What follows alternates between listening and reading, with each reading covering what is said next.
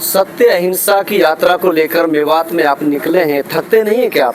नहीं, थकान कैसे, तो ऊर्जा मिलती है, हमें लगता है नए लोग मिलते हैं, नए लोगों से कुछ बात होती है, कुछ कई बार सवाल भी होते हैं, हमारे भी होते हैं, उनके भी होते हैं, तो हमें लगता है उससे हमारी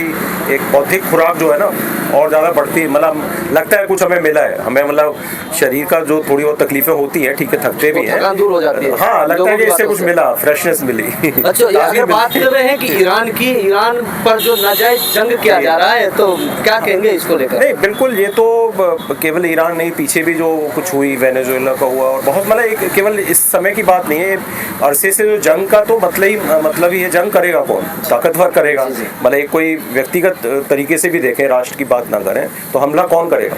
मतलब एक ताकतवरी करने की कोशिश करेगा। और ज़्यादातर जो हमले कभी भी होते हैं, जब राष्ट्र के तल पे या मोहल्लों में या छोटी जगह पे भी ऐसा होता है, उसमें जो एक वही अकल, वो जो कौन सा भैंस वाली जो कहावत होती है, वही वाले जो ताकतवर है वो कुचलने की कोशिश करता है कहीं। अब इसमें जब मतलब लड़ाई हो भी, तो यदि एक तरफ इतने वही जो सर बोलते हैं कि मतलब जुल्म इतना बड़ा हो जाए, तो मुझे लगता है उसको और समझने की ज़रूरत है कि केवल वो जो ईरान के ऊपर इन्होंने जो लगाया कि उनके पास न्यूक्लियर वेपन्स हैं या कुछ है, वो मुद्दा कुछ अलग है, वो इराक के समय भी यही हुआ था। उसकी आड़ में ये सारे संसाधन को हड़पने की कोशिश है, जिसका कि रिजल्ट देख रहे हैं आप। जिस तरीके से देखा जा रहा है कि स्कूलों पर जो हमला कर देना, अस्पतालों पर हमला कर देना, तो वो तो एक्चुअली क्या होता है, जब नफरत होती है और जब हथियार हैं जिन लोगों के पास और ताकत है, उन लोगों को एक सॉफ्ट टारगेट ढूंढते हैं। उनको लगता है कि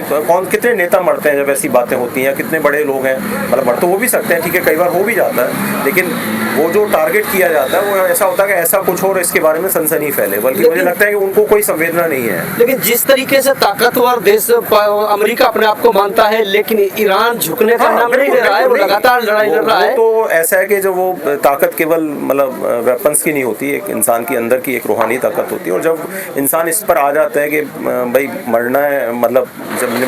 जाना तो है ही, तो वो एक स्वाभिमान की लड़ाई होती है। तो मेवात में पहली बार आए, कैसा लगा मेवात? नहीं, मेवात मुझे मतलब शुरू से इसके बारे में पढ़ा भी था, सर से भी सुनता था, मुझे